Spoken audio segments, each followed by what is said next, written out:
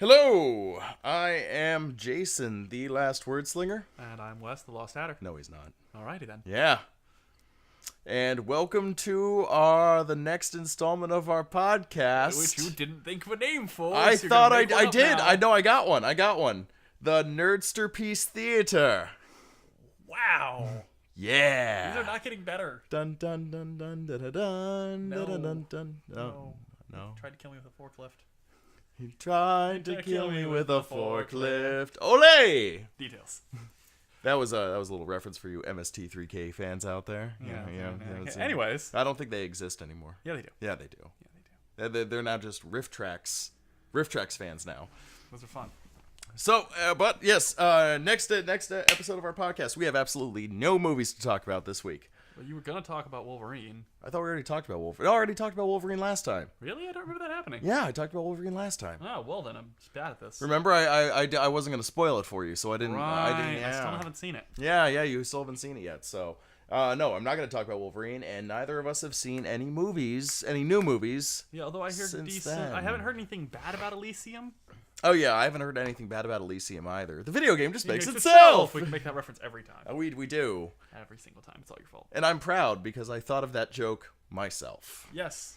Yes, you did. I did, totally in fact. original. No, it was. Yes. Sure. I'm sure someone else has made that joke at some point in the history of ever. Okay. Shut up. We're actually looking at Hatter's Steam because he's downloading Team Fortress 2 onto my old laptop, so hopefully we could play together more consistently Yeah. instead of him having to rely on Tim's computer. Yeah. And we're not even sure if Team Fortress 2 is going to work on my old laptop. I remember it working, but I could be wrong. It was so long ago. Well, we shall find out. We shall, but Anyways. on to other things. Well, since we're already talking about Steam, You want to talk about Team Fortress 2 since we're already here doing no, I this? hate Team Fortress 2 that much. I hate Team Fortress. No, I love Team Fortress 2. It's an amazing game. Well, it's actually gotten Wes to not miss League of Legends. Who said I didn't miss it? You did. No.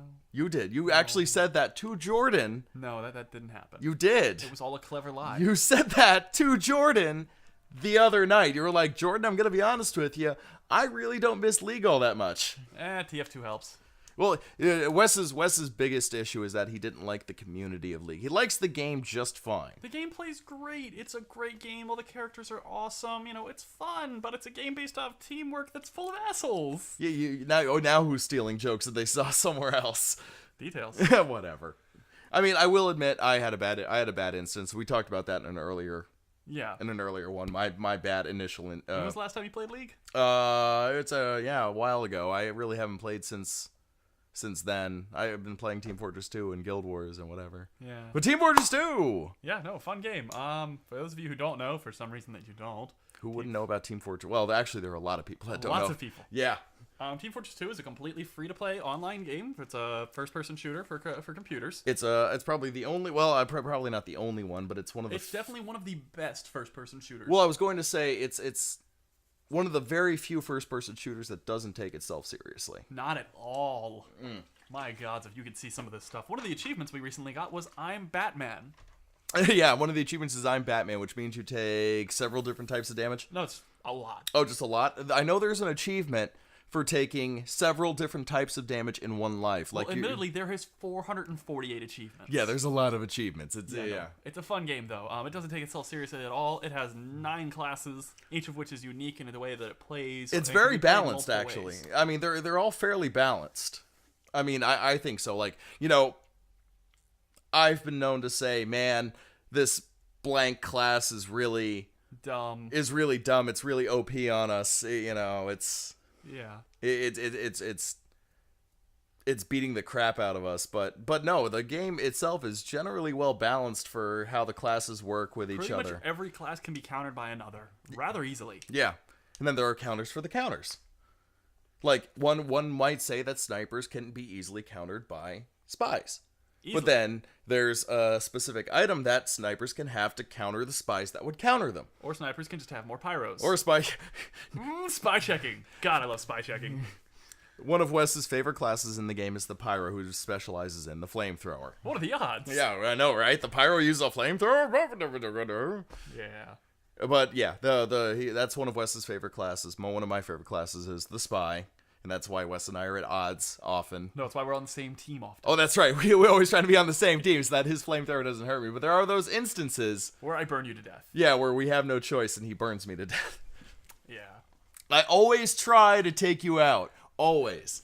Yeah. If we're playing opposite, like on a regular map, and I'm a spy and you're a pyro, I always try to take you out just to shove it in your face. Like, haha, big pyro man didn't get the spy for once. How'd that work out for you again? Huh? How'd that work out for you again? It hasn't happened yet. Yeah, there's a lot of burn bodies.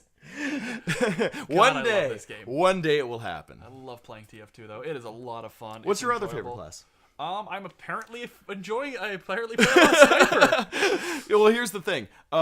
Wes and I played Team Fortress 2 like many years ago. Years ago, and then we kind of gave it up for a while. Or didn't have a computer. And looking back on everything, well, I actually couldn't access my old Steam account to look at my achievements, so I made a new one. But Wes can access his old Steam account, and looking at his achievements, it was apparently a decent sniper. Yeah, he got a lot of sniper achievements, like a lot. Yeah. That's like the one with the most achievements you have, right? Actually, yeah, I have more sniper than pyro if I'm right. Yeah, and he loves pyro, like no lie. Fucking pyro, but that's because Trogdor the Burninator. I think my other favorite is the soldier. It's pretty much the generic class, but their rocket makes them stand out above. Yeah, because rocket jumping. Yeah, rocket jumping, and it's a projectile explosive, which is always good. Always good. Nothing more satisfying than just carpeting an area with rockets. I can argue that with fire, but okay. Well, yeah, but I have a much farther range than you. Scorch shot. Huh? Scorch shot. I'm much better, much more accurate than you.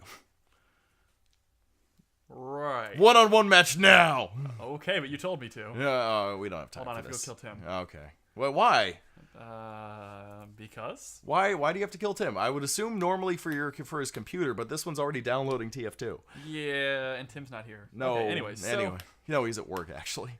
Do you want to keep talking about games, or do you want to move to something else? Oh, no, I guess just a few closing thoughts on Team Fortress 2, since we talk about it enough. Team Fortress 2, it's a really great FPS. It's completely free to play. It's not free of assholes, unfortunately. You will find... There are admittedly quite a few assholes, but it's different in the way that if there is an asshole on League of Legends and he gets going and he gets kills, he's pretty much unstoppable. You can't do anything about him. Yeah. Whereas in Team Fortress 2, everyone is susceptible to the same amount of damage unless they start using hacks. You can be the best soldier in the world, but if I headshot you with my fully charged sniper rifle from across the map, you're still gonna die, bitch. Yeah, there's no way for one person to get better than the other people over the course of a match. Average pyro. Now, mind you might be a fucking demo knight. Yeah, no, I mean, your level of skill does still factor in. But you can still be killed just as easily as any other soldier. Yeah. The more kills you get, you will not become like super uber powerful and less susceptible to damage. If someone gets a lucky shot in on you with a rocket, you're still gonna take that rocket damage.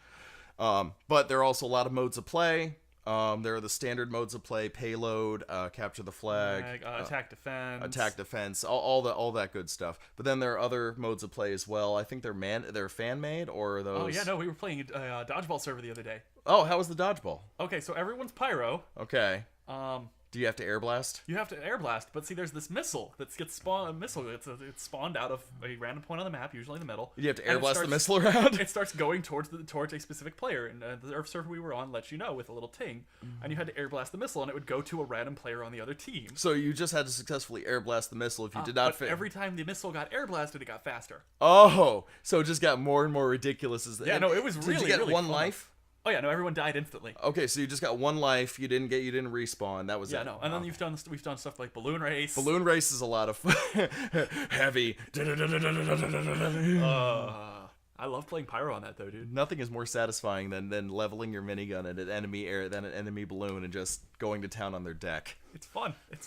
And I'm sure I wouldn't know personally, but Wes tells me there's nothing that compares to jumping onto an enemy deck and lighting everyone on fire. You don't live very long. For the few seconds you're alive, you piss off everyone. Now what I need to do is start getting onto the enemy boat and start air blasting everyone off of it. Yeah. That would probably, I would try being a spy over there, but the thing is You that would die so fast. it's such a confined space that somebody would bump into me. You would die so fast. I don't even know how those other spies do it. Carefully, and because there's not enough pyros burning our own boats. Oh, well, fair enough. But anyways, we've actually spent quite a bit of time rambling. Yeah, about actually, that. how much time do we have left? 20 minutes. So it's not we've terrible. gone 10 minutes. We're okay. so- End of story. Team Fortress 2, a lot of fun. Give it a try if you like first person shooters, or even if you're not a really big fan of first person shooters. It's not like any others. So Not that I'm aware of. nope. And if you want to preview, go check out the Meet the videos on YouTube. Oh my god, the Meet the videos are great. The best use of promotional videos I've ever seen. Yeah, definitely. Okay, I guess we'll move on to. We want to talk about the new Doctor? Sure. Oh, okay. Well, the new Doctor was Announced recently. recently. I think it was last week. Roughly. Yeah, roughly last week. The new Doctor was announced. The 12th Doctor. Yes. The one coming after Matt Smith, who will be regenerating this Christmas, Yes. supposedly. Or the 50th. Or no, I thought it. Well, yeah, either the end of the year. Sometime soon. Yeah. Matt Smith is going away. Matt Smith is going away, and they announced, and surprisingly, they announced who was going to be playing the next Doctor ahead of time. And it's going to be Peter Capaldi. Who we're actually very excited about. Yeah, I'm actually excited about it for various reasons. He's an older actor. I think he's like in his 50s. He's in his early 50s, from what I understand. Early 50s. I think he's a handsome-looking man, personally. For a 50-year-old, he definitely looks closer to 40. Yeah, I'll yeah. give him that. He's definitely a young-looking 50-year-old, but he looks good. I'll give him that. He looks good. And yeah, there are a lot of jokes going around the internet because in his previous role, in the role that he previously was in on another show, I haven't actually seen it, but apparently he cursed a lot. So everyone's joking that this new Doctor is going to be edgy and start cursing at his companions. I don't think that's gonna happen. That'll be hilarious. That would be though. funny. I think one of the jokes I saw was like it was a little comic, right, where Matt Smith is like, "Oh, I'm regenerating," and Clara is standing right there with it, is standing there nearby, and he regenerates into Peter Capaldi, and she's like, "What happened, Doctor? Fucking regenerated!" That'd be so dumb. It would be ridiculous. We both know that's not going to happen. No. They would lose so many fans. Well, I think they're losing a lot of fans anyway. Mostly the fucking Nuvian like fangirls that are all like, "Ew, he's old and not attractive. Why can't the Doctor keep being attractive and young?" Fuck those guys. I actually don't know anyone who thinks like that, but keep going. Well, I've seen many. I'm on a lot of Doctor Who boards, groups on Facebook, so I've actually seen quite a bit of that. Okay. And there was one. I'm trying to remember who it was. I think it was my friend Dan. Mm-hmm. He posted about the new Doctor, and then some stupid girl that he was friends with apparently commented on it about how she's not happy because the new one is old and not attractive. And I'm like, and why does the Doctor have to turn old? And I'm like, you do realize the first Doctor was like really old. He was like 70-ish. Yeah, he was an elderly gentleman. He was an elderly gentleman. The Doctor has only recently really been young. Yeah, I mean there have been a few young incarnations in the past. The fifth Doctor was kind of young. I think he was like early 30s, I would say. Yeah, I mean that's young-ish, but I think they're expecting like young, like 20s. Oh no, Matt Smith and David Tennant I think are the youngest. Oh yeah, no, that there have ever been. If I'm right, Matt Smith is younger than Tennant. But what do you think of people saying that the new Doctor shouldn't be old and should be attractive in like the Matt Smith or David Tennant sense? I know you haven't seen any, but I haven't seen any of that, but why does the Doctor need to be attractive? Yeah. He's the Doctor. I mean the Doctor's never been ugly, but well, not really. He's been unconventional looking sometimes. Usually actually. Yeah. I wouldn't say David Tennant was unconventional looking. But, no, Matt Smith was definitely unconventional looking. That's because he was a really young guy with a bow tie and suspenders. Well, also he had an unusual quality to his facial features. That he did. He did. You and him could fence. You and him could fence. Good times. No, but I just think that's an utterly ridiculous claim. It doesn't make any sense. It doesn't, and it bothers me that when I see people say that sort of thing. It's not what the Doctor's about. No, and he's ever been about. And I'm really hoping that the new Doctor they focus on more on his intelligence than just. I sent you that link, or I meant to show you that link. I don't know if I ever did. It's 12 reasons why this might be the best Doctor. You did show me that, yes. Yeah, yes. no, they're all really good, compelling reasons. Yeah, Wes, go Google it. You'll probably find it. But Wes found an article about 12 compelling reasons the new Doctor is going to be the best Doctor, or something like that, Yeah. right? Some of them were the fact that he's already. Normally, the Doctor's kind of a trap for people. They use it as a stepping stone, and they need to get out of it so they can go do other roles. But Peter Capaldi's really well known in England. He's been to Hollywood already. And this may not be the end of his career playing the Doctor, but he doesn't need it. Yeah, he doesn't need it to further his career. He's also older than the show and has been growing up with it.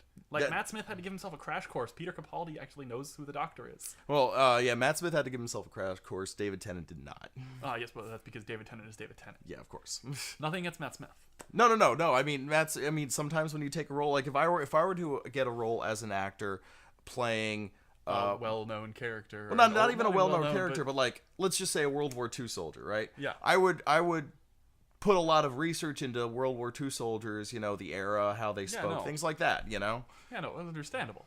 And I'm not saying anything against anyone for that. And that's what Matt Smith did. So. But Peter Capaldi looks really, really impressive. He's an older gentleman, so he can't really rely on a lot of the, running. Oh, the running? Well, running. The Doctor is well known for running, so I hope they do Hopefully we can still keep at least some running. I think there will be some running, but I think to actually get around his age, they're going to do some clever editing. So they'll maybe show a couple seconds of him running really fast, and then they'll cut away to something else so it'll look like the Doctor is running consistently when he's really not. This will be a really good Doctor. I haven't seen anything like a legitimate response for why he won't be. Now, here's my last thought on the matter. Mm-hmm.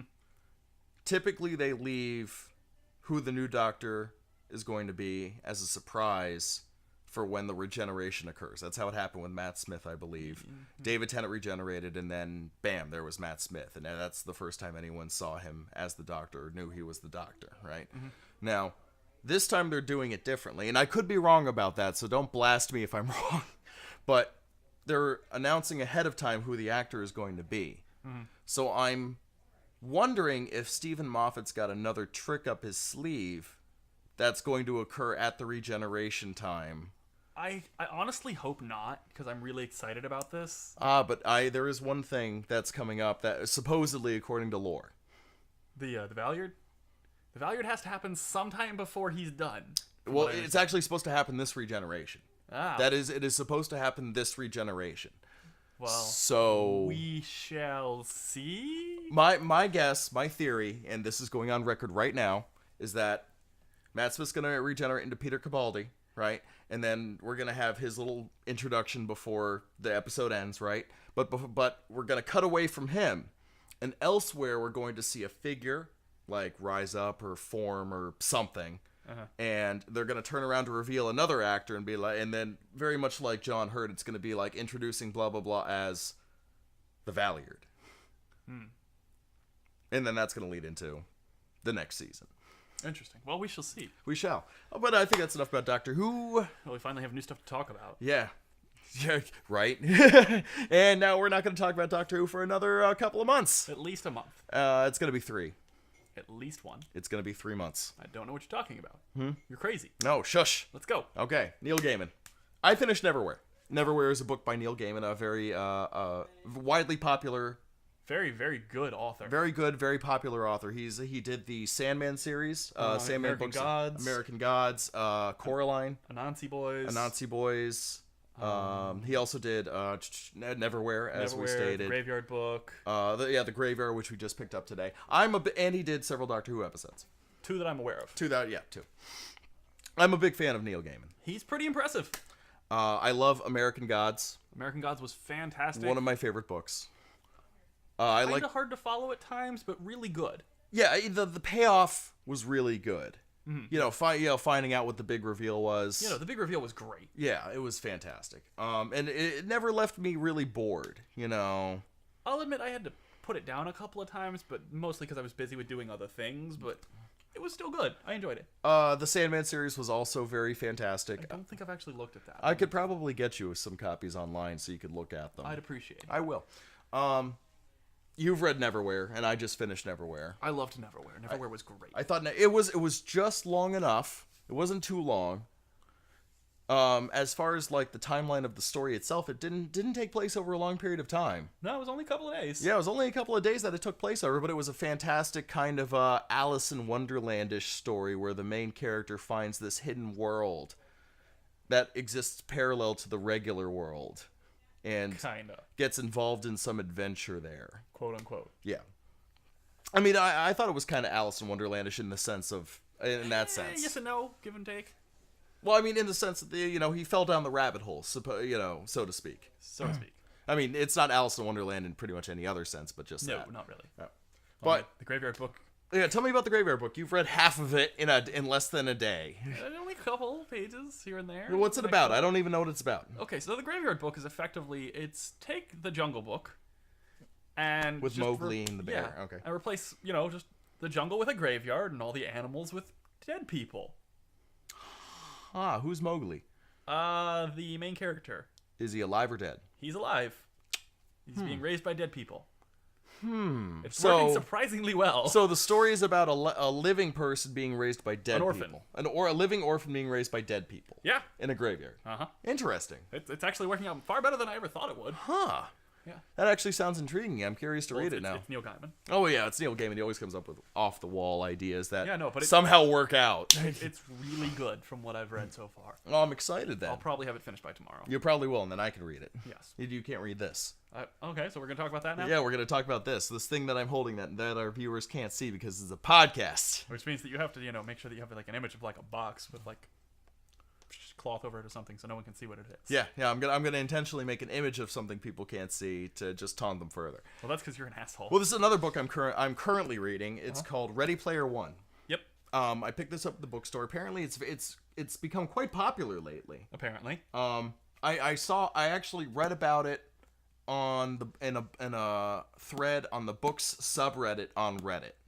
Someone in the books subreddit talked about it, and they said it was about like virtual reality and stuff, which That's always fun. It always intrigued me. So I went looking for it and I found it. And the basic premise is in the future, I think it's like 2045.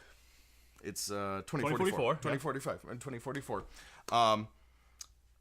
The entire world uses a virtual reality world called Oasis. Pretty much everyone uses this thing to some degree. I mean, it's used for almost everything. Public schools, most public schools are done in this virtual reality world. It's not even just a game. It's just it's the internet. yeah. The internet and this game have become synonymous. Essentially, they're the same thing. But you can explore, you can play, you can do whatever in this game. But the creator of the game, an eccentric billionaire, dies. Okay. And upon his death, a video is released to all the users of this virtual reality world saying that my fortune is up for grabs for anyone who can complete my series of quests and solve all the clues. Because we've never heard this before. But so everyone goes nuts. Pretty much. And the thing is that all of his clues and this whole quest is centered around 1980s culture. Wow. Yeah, like 1980s movies, music, games, all that good stuff. Interesting. And the story is about a young man, an 18-year-old young man, a poor young man, who is the first to actually discover the first step in the quest. And I've only got about a third of the way through the book. Yeah, approximately. But it's really, if you like video games or if you like adventure stories, treasure hunt stories, Virtual reality stuff. yeah, science fiction, you'll really like this one. It's a lot of fun. Good to know. And I'm sure you're gonna love it too. What are the odds? Well, knowing you. Haha. Okay. I guess that was my book recommendation. Okay, I'll do my quick Guild Wars minute before we get into Pokemon. We can wrap up with Pokemon. Alrighty then. All right. Like I said last week, we were doing the Queen's Jubilee and Guild Wars. That is still going on for the month. The Queen's Jubilee is the big celebration of 10 years of the Queen being on the throne. However, on the 20th, coming up in 6 days, is Guild Wars 2. I can't talk. Punch me in the face so I can talk. All right, but you told me to. Oh, okay. On the 20th is Guild Wars 2's 1-year anniversary, and that is going to be celebrated by the in-game event, The Queen's Speech. which the in-game queen is going to be giving a speech. In addition to that, the game itself is going to be rewarding all the players with like gifts and all that stuff, which is what ArenaNet has been known to do in the past on year anniversaries. However, as recently discovered earlier tonight, the advertisement page on the ArenaNet website for the Queen's speech has been vandalized. It's part of an in-game thing. We don't know who vandalized it or why, but something is going to happen at the event. So be on the lookout for that, Guild Wars 2 players. And that's it for that. All right, so quick little rant about Pokemon. Pokemon X and Y, they have recently released new evolutions. Megavolutions, right? Mega evolutions, effectively. I'm going to call them Megavolutions. All right, you're a retard. Okay, Megavolutions. Mega evolutions can only happen during combat. During combat. These are evolutions that can happen in combat. Only during combat. Not just during combat, but only in combat. They've released, I think, 7 Mega evolutions so far. From what we understand from it, and admittedly we don't have too much information because it's being translated from Japanese releases, so yeah, and they haven't released much information yet. But the Pokemon that has capacity to Mega Evolve has to have holding the Mega Stone, which you only get one of. Mega Stone. And from what I understand, we don't really know know much about this, but when they enter combat, they Mega Evolve into their next form. Immediately? Supposedly, again, don't know a lot. Okay. Mewtwo's new form? Well, I'm assuming, from what it sounds like, it kind of sounds like those Pokemon that only evolve when you trade them. So, like, the moment they're traded over, it's like, oh my god, this thing's evolving, blah, blah, blah, yeah, blah. except that now that's not how that works, because they only evolve for the combat. That just seems kind of like a dick move. Like, in the Pokemon world, it's like, let's just say it's Graveler, right? Graveler can Mega Evolve, right? Golem. Golem. Let's just say it's Golem that can Mega Evolve. So you give him the Mega Stone, right? Uh-huh. And then you square off against this other trainer, and he's like, I send out this. And I'm like, okay, I'm going to send out Golem. Evolve! Oh, you're a dick. That's Okay, not fair. I have a very simple response to your Golem. What's that? Lucario, Mega Evolve. Huh? Lucario, Mega Evolve. Can he Mega Evolve? Yes, in fact he can. Oh my god. Lucario Like one of has your a Mega favorite Pokemon. Actually, no. My other favorite Pokemon has a Mega Evolution. Which one is that? Absol. Well, I mean, Lucario is one of your favorites too, It's isn't it? definitely a baller, don't get me wrong, but they also come with new abilities once they've Mega Evolved. What do you mean by new abilities? Like new attacks and stuff? You know how Pokemon have abilities, like when health hits a certain point, fire attacks get stronger, right? Those are those ones that can transfer like via like breeding, right? Yeah, you can transfer those through breeding if you have female. That gets into I know the ones. I know what you're talking about. Okay, yeah. If a Pokemon Mega Evolves, its ability changes, or something else happens. For Blaziken, which is the one they really released this with, Blaziken gets its Dream World ability, which is Speed Boost. It says that every turn it's in combat, its speed stat gets higher. Oh, and its attack stat goes up. That's retarded. Lucario gets an ability called Adaptability, I believe. It's either Adaptability or Technician. I think it's Adaptability from what I saw. And it gets an attack stat increase. Adaptability says, if you're a normal type Pokemon and you use a normal type move, that move does 1.5 times damage. Adaptability changes that to 2 times damage. So Lucario uses a Steel, or Mega Lucario uses Steel or Fighting types moves. They do 2 times as much damage. Interesting. Let me see here. Absol gets an increase in attack stat and gets the ability Magic Bounce, which says it cannot be affected by any form of attack that isn't direct damage. No status effects. Those all bounce back to whoever uses them. Okay, so like poison and sleep. And all of those bounce back at you. Interesting. Huh. Mewtwo has its awakened form, which is its Mega Evolution. Oh, that really stupid looking. It's Frieza. It's that Frieza looking. It's totally Frieza. You know what would be a real insult to Mewtwo? What? Your new Mega Evolution? Psychic Fairy. No, it's straight. No! It's actually, its ability is pretty terrible. It's insomnia. It can't be put to sleep. Yeah, that's kind of terrible. But from what I gather, it's probably going to have a ludicrous special attack stat increase. Well, I can imagine that, but we're talking like you gave like the one of the biggest favorite Pokemon, like fan favorite Pokemon, a really stupid. Well, I mean, it's not. Yeah, it's pretty terrible. It could be a lot better. It's pretty bad. But there's 3 other Mega Evolutions they released. Kangaskhan. Kangaskhan. Oh, actually, Kangaskhan gets an evolution. Kangaskhan gets a Mega Evolution, which actually mostly gets put to the child in its pouch, which comes out and it gets an ability called Parental Bond. There is a chance that Kangaskhan and its kid will attack twice a turn. Wow, that's pretty retarded. That's really dumb. That's really dumb. What are the other 2, real quick? Mawile, which I don't know if you know. It's I a straight Steel type. It's a Steel Fairy now with X and Y. Its Mega Evolution gets its more special defense, and an ability called Huge Power, Huge power. which doubles the attack. It doubles the power of all of your attack. Okay. All right. And Ampharos. Ampharos. What does Ampharos become? Ampharos starts out as a Meryl, or not Meryl, Mareep, which is the little sheep thing. I know, yeah. And then it turns into a different sheep, which is Flaffy, I think. Flaffy. And then it becomes Ampharos, which is the yellow one that stands on 2 legs. It automatically Beats the runs shit out of punch. people. It's really not that good. Oh. Ampharos's mega form is now a dragon. Oh. And it's an electric dragon with Mold Breaker. So the creators of Pokemon were like, man, this thing. Nobody ever uses Ampharos. Let's turn it into a dragon. Also, it has glorious hair now. Glorious hair. No, like seriously, look up a picture of that thing. It is fabulous. Oh my god, it's amazing. All right, is that it for That's the Mega pretty much all I've got Evolutions? about Pokemon. All right, I think that's it for us today. We'll try and talk about Todd in the Shadows next week, plus whatever else we can think about. Something. We'll think of stuff. We Yeah. always do. Yeah. All right, well, I'm Jason, the Last Word Slinger, Wes the Lost Hatter. and you guys have a good night.